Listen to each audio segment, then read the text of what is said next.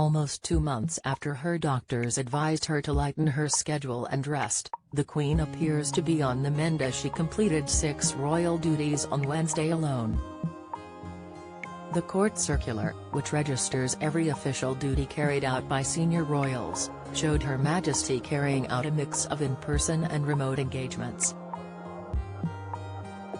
Entries dated December 8 read, "The Lord Robertson of Port Ellen was received by the Queen today via video link and delivered up his gold badge and chain upon relinquishing his appointment as Chancellor of the Most Distinguished Order of St. Michael and St. George." The Baroness Ashton of Upholland was received by the Queen via video link upon relinquishing her appointment as King of Arms of the Most Distinguished Order of St. Michael and St. George and delivered up to Her Majesty the insignia of office.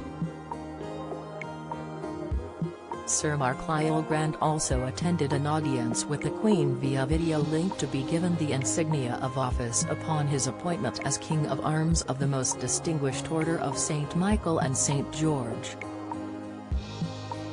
The Queen completed 2 more engagements, this time in person, on Wednesday. The court circular read, "The Queen handed to the Baroness Ashton of Upholland the gold badge and chain upon her appointment as Chancellor of the Most Distinguished Order of St. Michael and St. George." The sovereign's second in-person duty of the day hit the front page as Buckingham Palace released a few snaps taken during the meeting. Describing the audience, the public royal diary read, "Mr. Thomas Trotter was received by the Queen when Her Majesty presented him with the Queen's Medal for Music." The Queen's meeting with Mr. Trotter sent royal fans into a frenzy after they spotted a never-before-seen picture.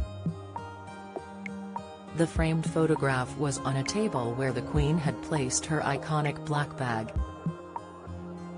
It shows the sovereign being pictured with the late Duke of Edinburgh and some of their great-grandchildren, Prince George, Princess Charlotte, Peter Philip's children Isla and Savannah and Zara Tindall's daughter Mia. The picture may have been taken in 2015, as Kate and Prince William's daughter Charlotte, born in that year, appears to be very young while sitting on the Queen's lap. Another clue the photograph may have been snapped in 2015 is that it features none of the Queen and Prince Philip's great-grandchildren born after that year. Finally, on Wednesday evening the monarch held her weekly audience with Prime Minister Boris Johnson. Her Majesty has been holding confidential and private meetings with her prime ministers every week. They have traditionally been held in person at Buckingham Palace but, since the beginning of the pandemic, the Queen has been speaking to Mr. Johnson mostly over the phone from her residence in Berkshire. However, the Queen did hold an in-person audience with Mr. Johnson at Buckingham Palace in June, just days before she travelled to Scotland for her traditional working visit north of the border, which also included a meeting with First Minister Nicola Sturgeon. The Queen's busy day comes after she had sparked health concerns in October.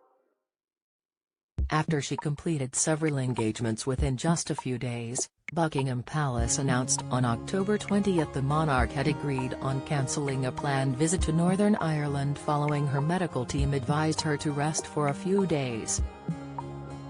It later emerged the sovereign was taken to hospital on that same day to carry out preliminary tests, the results of which were not shared. The monarch has since cancelled all her official in-person engagements outside Windsor Castle.